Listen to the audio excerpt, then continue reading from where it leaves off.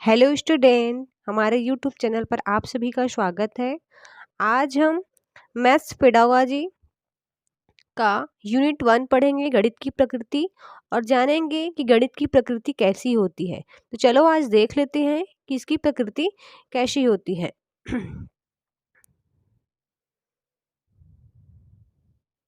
सबसे पहले सिलेबस के रूप में देख लेते हैं कि गणित की प्रकृति में क्या क्या दिया है। तो सबसे पहले हमारा दिया है कि गणित का विचार किस तरह विकसित होता है, किस तरह विकसित होते हैं एवं गणित का स्वरूप, गणितीय तरीके से सोचना, अमूर्तीकरण, आपका विशिष्टीकरण एवं व्यापीकरण, इन सभी के बारे में दिया है। तो आज हम इन सभी के बारे में पढ़ेंगे कि ये सब होता क्या क्या है। तो चलो देख लेते हैं। सर्वप्रथम हमारा दिया है, देख लो, गणितीय विचार किस तरह विकसित होते हैं। तो गणितीय विचार जो होता है हमारा 3 रूपों से विकसित होता है। पहला दिया है हमारा है मूर्त से अमूर्त की ओर, दूसरा है विशिष्ट से व्यापक की ओर, तीसरा पॉइंट है हमारा सोपान क्रमिक संरचनाएं। अर्थात गणित की विचार जो होता है 3 रूपों में बटा है हमारा। पहला है मूर्त से अमूर्त की ओर, सेकेंड पॉइंट है हमारा विशिष्ट से व्यापक की ओर, और थर्ड पॉइंट है हमारा सोपान क्रमिक संरचनाएं। तो चलो सर्वप्रथम देख लेते हैं कि मूर्त से अमूर्त किस प्रकार होता है। तो सबसे पहले हम जान लेते हैं कि मूर्त क्या होता है और अमूर्त क्या होता है। मूर्त का अर्थ यही होता है जो हमारे सामने में हो, जिसे हम अपने आँखों के समक्ष सामने से क्या कर सकते हैं, उसे देख सकते हैं। अमूर्त वह चीज़ होती है जो हमारी मस्तिष्क में अवधारणा के रूप में, एक समझ के रूप में विकसित होती है। अर्थात मूर्त से ही हमारा जो अवधारणा बनता है वह क्या होता है, मूर्त से अर्थात अमूर्त की ओर जाता है। तो इसको देखते हैं कि ये कैसे कैसे होता है। देख लो, पहले दिया है कि सभी ज्ञान की तरह, सभी ज्ञान की तरह जो होता है क्या होता है, सभी ज्ञान की तरह गणित भी, सभी ज्ञान की तरह गणित भी क्या होता है, हमारे ठोस अनुभव से विकसित होता है। ठोस अनुभव कहने का मतलब है वही है जो हमारे सामने में क्या हो, स्पष्ट रूप से जो हमें सामने में दिखाई दे, इसी से ही क्या होता है, हमारा अनुभव क्या होता है, विकसित होता है। सेकेंड पॉइंट देख लेते हैं, अवधारणाओं को हम अपने मूर्त, अर्थात वही है ठोस जिसे हम सामने से देखते हैं, फिर उसे धीरे धीरे क्या करते हैं, मूर्त से अमूर्त के रूप में क्या करते हैं, विकसित करने लगते हैं। जैसे देख सकते हैं, कोई भी चीज़ हम क्या करते हैं, पहले किसी भी चीज़ को देखते हैं तो क्या होता है उसका, हम जब सामने से देखते हैं आँखों से तो क्या होता है, हमें दिखाई देता है। वही चीज़ें क्या होती हैं, जब धीरे धीरे हम हमारे मस्तिष्क में समझ के रूप में विकसित हो जाती है तो वो क्या कहलाती है, हमारा अमूर्त रूप कहलाता है। वही दिया है कि फिर धीरे धीरे मूर्त से क्या होता है, यह अमूर्त के रूप में क्या होने लगती है, विकसित होने लगती है। तीसरा पॉइंट दिया है हमारा, इस अवधारणाओं को कहा जाए अपने मूर्त अनुभवों से, इस अवधारणाओं को अपने मूर्त अनुभवों से सफलतापूर्वक हम अमूर्त स्तर पर आसानी से ले जा सकते हैं। एक अर्थ में कहा जाए तो यही बोल सकते हैं कि जब तक हमें किसी भी चीज़ का मूर्त अनुभव होता है तो हमें अमूर्त चीज़ों का ज्ञान जो है आसानी से हो जाता है। आगे की ओर देखते हैं, उदाहरण स्वरूप में देख लेते हैं कि ये क्या क्या होता है। उदाहरण में दिया है गोलाई अथवा या गोलाई की क्या करना है, हमें गोल की यहाँ पर हमें अवधारणा के रूप में देखना है ये क्या होता है। तो चलो देख लेते हैं। देख लो, उदाहरण के रूप में हम अपने चारों ओर बहुत सी चीज़ें देखते हैं, हम अपने चारों ओर बहुत सी चीज़ें देखते हैं। उन्हें देखने पर हम पाते हैं कि उनमें से बहुत सी उनमें से कुछ चीज़ें क्या होती हैं, जैसे देखें, देखो लिखा है गेंद, संतरा और लड्डू, ये क्या होते हैं, एक ही प्रकार की नियमितता यानी कि गोलाई है। अर्थात हम बोल सकते हैं, अगर हमें कोई गेंद के बारे में बोले तो हमारे क्या होता है, अमूर्त, अर्थात हम अपनी समझ में क्या करते हैं, संतरा की अवधारणा अपने आप क्या कर लेते हैं, उसको बना लेते हैं।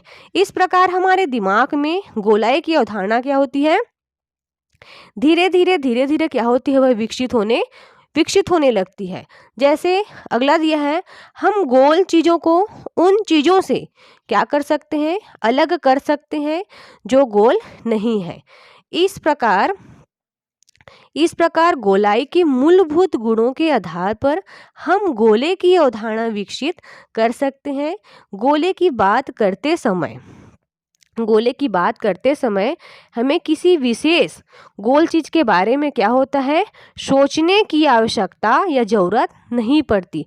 अर्थात हम बोल सकते हैं, अगर हमें कोई भी क्या बोले, संतरा के बारे में बोले या लड्डू के बारे में बोले, तो अगर हमें कोई गोल की अवधारणा के बारे में अगर कोई हमें बोलेगा भी तो क्या होता है, हमें वो चीज़ें सामने में नहीं होती है, फिर भी हमारे मस्तिष्क में क्या होता है, एक अवधारणा बन जाती है। तो कैसी बनी है, मूर्त चीज़ों से ही कैसी बनी है, मूर्त से अमूर्त की ओर गई है। अर्थात हम मूर्त चीज़ों को पहले देखते हैं, उसके बाद वही जो मूर्त चीज़ें होती है वही समझ के रूप में हमारे मस्तिष्क में बैठ जाती है, वही अवधारणा के रूप में जो विकसित होती है वही हमारा अमूर्त कहलाता है।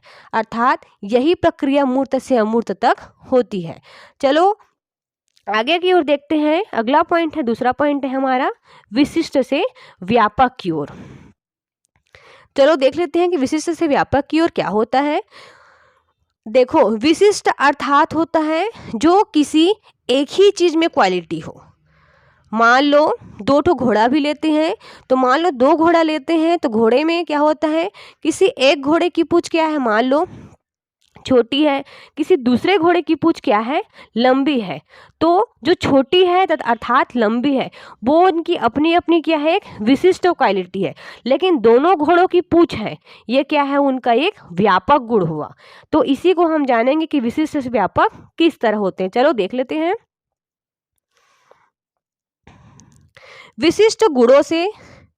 विशिष्ट गुणों से व्यापक अवधारणा बनाते हैं, यही हमारा विशिष्ट से क्या कहलाता है, व्यापकीकरण जो है हमारा कहलाता है। देख लेते हैं। व्यापक अवधारणा बनाते समय विशिष्ट स्थिति से या विशिष्ट स्थिति के कुछ गुणों को क्या करते हैं, हम छोड़ देते हैं। जैसे कि मैं बताई कि दो ठो घोड़ा लेते हैं, दोनों घोड़े में एक घोड़ा का पूंछ लंबा है, एक घोड़े का पूंछ क्या है आपका छोटा है। तो क्या हुआ, दोनों घोड़ों में पूंछ है, ये क्या हुआ आपका व्यापक अवधारणा हुआ। लेकिन एक का पूंछ छोटा है, एक का पूंछ बड़ा है, वो हमारा क्या होगा, वो हमारा विशिष्ट गुण कहलाएगा। तो उसी को देख लेते हैं कि विशिष्ट स्थिति के कुछ गुणों को छोड़ देते हैं, केवल उन गुणों को चुनते हैं जो सभी उदाहरणों में है। अर्थात दो ठो घोड़ा लिए थे, दोनों घोड़ों में क्या है, पूछ तो है, तो वो पूछ क्या हुआ आपका व्यापक गुण हुआ। अर्थात सामान्य गुणों से क्या होता है, सामान्य गुणों से ही व्यापक अवधारणा बनती है। कहने का मतलब वही है, जो क्या हो, जो दोनों गुण, अर्थात हम जो भी चीज़ बात करें वो क्या होनी चाहिए, सभी में मिलनी चाहिए। जैसे उदाहरण में भी मैं बताई कि मान लो कोई घोड़ा लेते हैं या हम लोग क्या लेते हैं, मान लो किसी भी जानवर का, गाय का पूंछ भी लेते हैं, तो सभी में क्या लेते हैं, पूंछ तो है, भले ही जैसे भी रहे लेकिन पूंछ है, मतलब पूंछ क्या हुआ हमारा व्यापक अवधारणा हुआ। लेकिन कोई छोटी है, कोई बड़ी है, कोई काली है, कोई सफ़ेद है, वो क्या हुआ, उसका विशिष्ट गुण हुआ। तो चलो इसे ही हम उदाहरण के रूप में भी देख लेते हैं। जैसे देखो दिया है चतुर्भुज की अवधारणा। तो चतुर्भुज की अवधारणा, चतुर्भुज कहने का मतलब क्या हो जाता है हमारा वर्ग आ गया, आयत आ गया और समलंब आ गया। अर्थात ये तीनों में क्या होता है, ये तीनों चीजें, वर्ग भी चार भुजा होती है, आयत की भी चार भुजा होती है, हमारा समलंब की भी क्या होती है, चार भुजा होती है। अर्थात ये क्या हुआ, इसका व्यापक गुण हुआ। ये आयत भी है, वर्ग भी है और समलंब भी है। इन सभी क्या होती है, ये सभी भी क्या होती है, बंद आकृति बनाती है। और ये क्या होती है, ये तीनों की जो समलंब है, आयत है और वर्ग, इनकी भुजाएं भी क्या होती हैं, चार भुजाओं वाली होती है।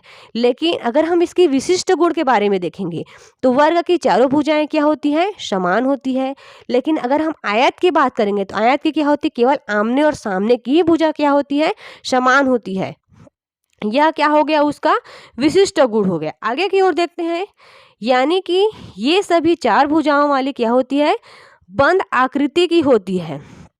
ये सभी भुजाएं क्या होती है, चार भुजाओं वाली, अर्थात चार भुजाओं वाली बंद आकृति की होती है। यही हमारा क्या कहलाता है, व्यापक अवधारणा बनाता है।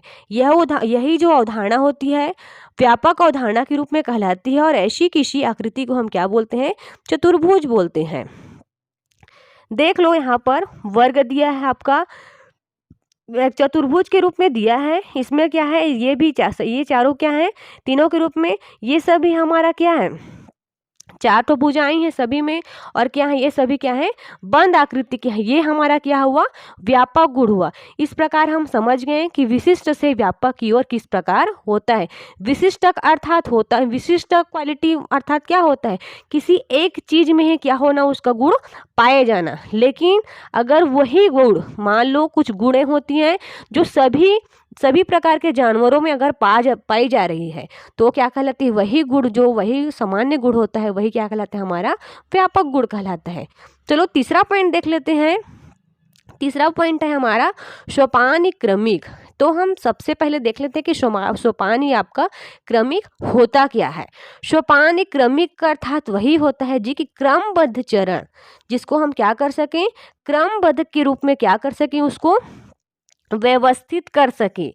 मान लो हमें किसी एक चरण को जाने बगैर हम दूसरे चरण को क्या कर नहीं सकते, समझ नहीं सकते। यही हमारा सोपानी क्रमिक कहलाता है। देख लो परिभाषित के रूप में, विचारों का सोपान क्रम विचारों की एक ऐसी प्रणाली है जिसमें उनको अलग अलग श्रेणियों के अनुसार क्रमिक रूप से एक के ऊपर एक व्यवस्थित किया जाता है। अर्थात वही है, मान लो जब तक हम एक चरण को नहीं जानेंगे, हम दूसरे चरण को नहीं अच्छे से नहीं समझ सकते। यही हमारा सोपानी क्रमिक प्रणाली कहलाती है। परिभाषित तौर पर भी यहाँ पर दिया है, देख लो, क्रमबद्ध चरण को ही हम क्या करेंगे, सोपानी क्रमिक विचार कहेंगे। उदाहरण के रूप में भी देख लेते हैं। तो उदाहरण के लिए दिया है आपका संख्या पद्धति। तो हम संख्या पद्धति को देख लेते हैं कि इस प्रकार कैसे कैसे हम सोपान क्रमिक अर्थात एक क्रम के रूप में हम किसी भी चीज को सीख सकते हैं।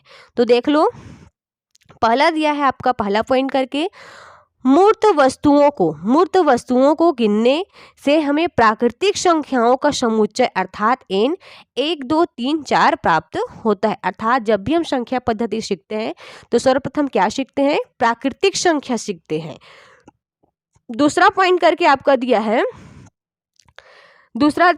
दिया है आपका, अगर इस समुच्चय से अर्थात प्राकृतिक संख्या का जो समुच्चय होता है में हम शून्य को भी शामिल करें, जो प्राकृतिक संख्या होती है इस समुच्चय में अगर हम शून्य को भी शामिल करें तो हमें क्या, कौन सी संख्या प्राप्त होती है, पूर्ण संख्या का समुच्चय प्राप्त होता है। अर्थात W 0 1 2 3 4 प्राप्त होता है। अर्थात हम देखो यही समझ सकते हैं कि जब तक हम प्राकृतिक संख्या को नहीं जानेंगे तब तक हमें पूर्ण संख्याओं को जानने में या सीखने में क्या होगी, कठिनाई होगी। यही हमारा चरण दर चरण चलता रहता है। तीसरा पॉइंट दिया है, इस समुच्चय में ऋणात्मक संख्याओं को शामिल करके बढ़ाया जा सकता है और तब हमें Z -3 -2 -1 0 1 2 3 करके जो संख्याएं प्राप्त होती है वो क्या कहलाता है, हमारा पूर्णांकों का क्या होता है, यही समुच्चय हमें प्राप्त हो जाता है। अब चौथा पॉइंट आता है हमारा, यही जो पूर्णांकों का क्या होता है समुच्चय में अगर हम धनात्मक और ऋणात्मक भिन्नों को जोड़ सकते हैं तो परमेय संख्याओं का समुच्चय क्यों प्राप्त होता है। इस प्रकार हमने देखा कि क्या होता है, क्रमबद्ध होता है। सर्वप्रथम हमने क्या देखा, सर्वप्रथम हमने प्राकृतिक संख्या देखा, पूर्ण संख्या देखा, पूर्णांक संख्या देखा, परमेय संख्या देखा। ये श्रृंखलाएं क्या है, क्रमबद्ध रूप में व्यवस्थित है। अर्थात हम एक क्रम को जब तक जानते हैं, अगर हम पहले क्रम को बढ़िया जानेंगे तब क्या करेंगे, दूसरे क्रम को जानने में भी हमें क्या होती है, आसानी होती है। अर्थात जो क्रम की श्रृंखलाएं होती है, ये जो क्रम की श्रृंखलाएं होती हैं, जब तक हम बच्चे को अच्छे से नहीं सिखाएंगे तब तक वो उसको सीखने में क्या होती है, कठिनाई होती है। यही कहलाता है हमारा, क्या कहलाता है आपका, सोपान क्रमिक विचारधारा के रूप में कहलाता है। अगर ये वीडियो आप लोग को पसंद आए तो इसे शेयर कीजिए, लाइक कीजिए और सब्सक्राइब कीजिए चैनल को। धन्यवाद।